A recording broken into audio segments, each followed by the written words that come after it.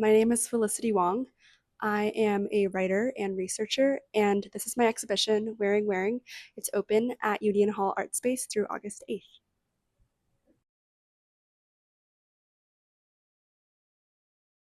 There are many objects, ideas, and people that I would say inspired Wearing. One of them is definitely all the artists and all their philosophies that I encountered while I was writing my master's thesis at the University of Colorado Boulder.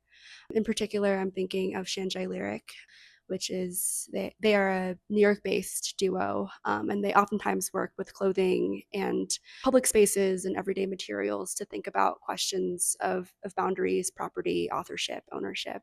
I'm also largely inspired by an undergraduate course I took at the University of Notre Dame, taught by Dr. Erica Doss. The course was called American Ruins, and it was we were thinking in those seminars about the relationships between urban decay and decline, between histories of redlining and monuments, public memory. That course and Dr. Doss in particular gave me the gift of the readings and introduced me to these objects, these monuments, these things that have, I think, really critically shaped my understanding of what decay is. And I also have, I think, all the clothes that are in my wardrobe that I've seen on other people, in my mind, and stories that I've read saved on my Pinterest, on my Depop, that I'm always thinking about.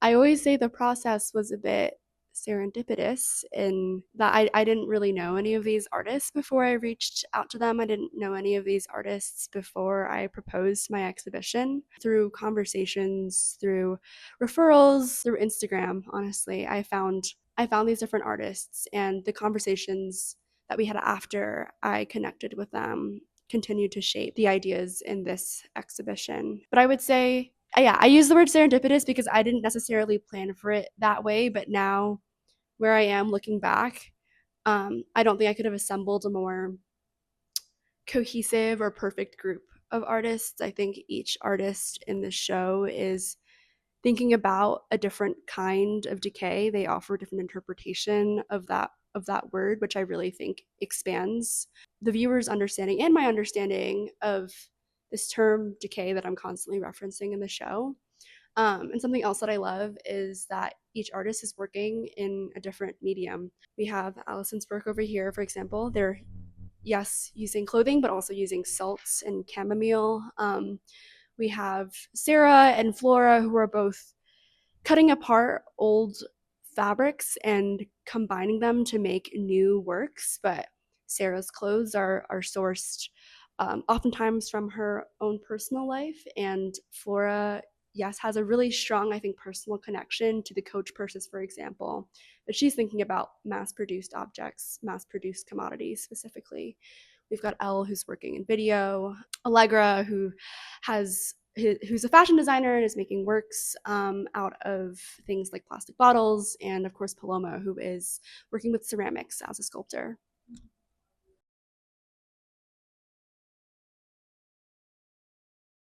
I think clothing and performance are so inextricably tied. You could argue that every day we put clothes on, we are performing something, an emotion, a gender, a way of being. And so I think it makes a lot of sense that many of these artists are thinking about performance. And actually, one of my early conversations with Allegra, she said that she was really interested in having like live models in the space actually wear her clothes, because the clothes that are now hanging on a garment rack, when she's displayed them in the past, it's been on a runway. Of course, we weren't able to have live models model the clothing whenever the gallery is open, but I still think about that because it exactly reminds me of this connection between wearing and performance.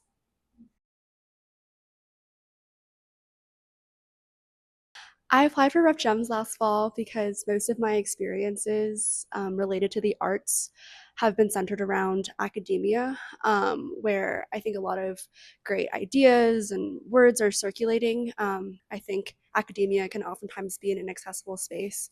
And I've also worked before at larger institutions, like larger museums, but at those places, you're oftentimes beholden to a larger agenda, to donors, to the politics of those kinds of institutions.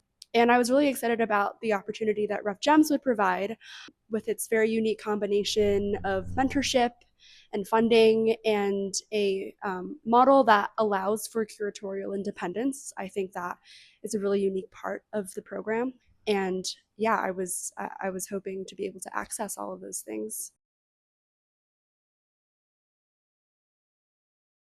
I can't generalize about all curators or all emerging curators, but I know for me, some of the barriers that I faced was a lack of funding and knowledge of exactly all the things that would need or require funding.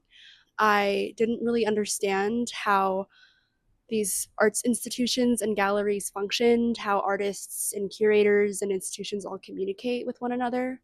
I lacked a physical space to put these artworks, display these artworks in, and also a mentorship model that would both recognize my work and give me curatorial independence while also serving as a sounding board and filling in all the knowledge gaps that I had about curatorial work. And so Union Hall is awesome because they break down what this process looks like step by step. For example, they give you a work back during orientation that gives you a timeline for when specific tasks need to be completed.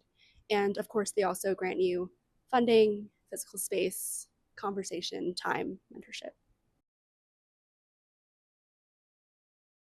Two things that come to mind that feel different now because of Ref Gems. The first is an appreciation and understanding for all the very practical details and routines and tasks that come together in order for an exhibition to happen. I think when we're thinking about exhibitions, we oftentimes focus just on the more high level ideas or the amazing works of art on display, but there are so many behind the scenes to dos and like people who come together to make this happen, whether it's installing the lights and making sure there are the proper number of lights for the artworks and labels we want to shine a light on, thinking about the cleaning team that came in to make sure the floors were clear for people to and visitors to walk around. I'm thinking about all the tools needed to like put the wall labels, making sure they're level on the wall, making sure that they're consistently placed and readable. Yeah, so that's one thing that comes to mind. Another thing that comes to mind that feels different now because of the Rough Gems program is my ability to think through connections between different works of art and not just thematic connections, but also formal and aesthetic ones that come to life because you get to see these works of art in front of you. And I feel like something that has been huge for me in Rough Gems is thinking about how to work with the actual space, the physical space of the gallery itself. I spent a lot of time with Esther considering where we could place each of these works so that there is a cohesive narrative. And yeah, I really loved getting to think about how someone physically walking through the space would interact with the works of art.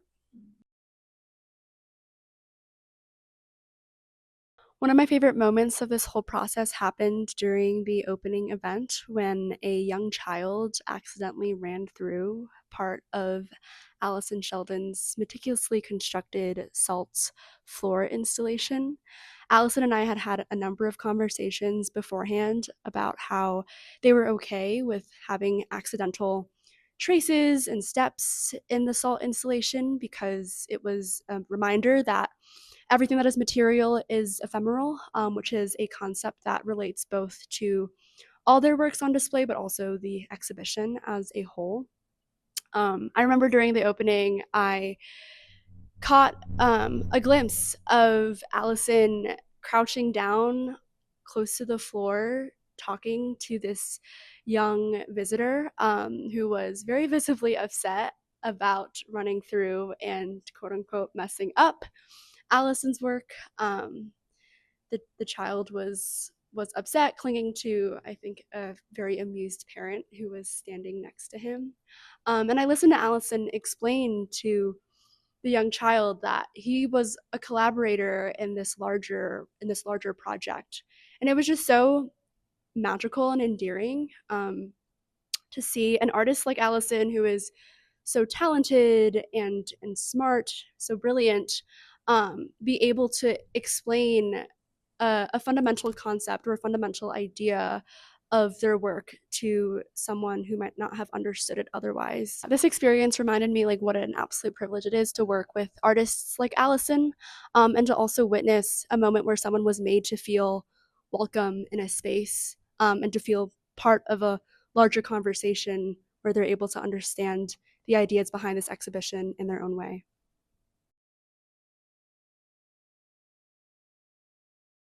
I would say a curator is not only someone who cares for objects or for artworks, but someone who cares for relationships, relationships between the artist and the curator, between the individual looking at the exhibition and the institution itself, relationships between the objects and the ideas circulating.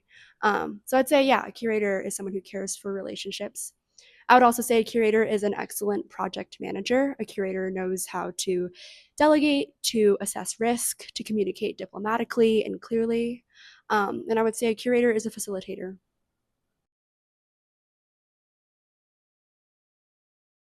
I now know that a curator's job is to first listen and then facilitate.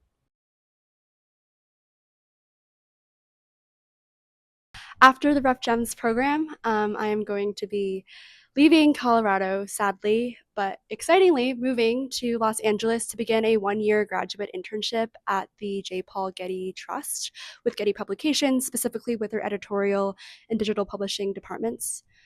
During my year in LA, I also hope to be writing a lot, and I'll also be applying for PhD programs in art history.